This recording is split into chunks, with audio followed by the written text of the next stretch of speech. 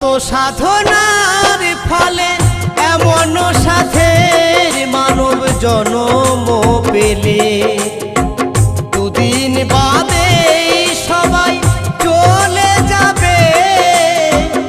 এই হরি নাম তুমি গাইবে কবে?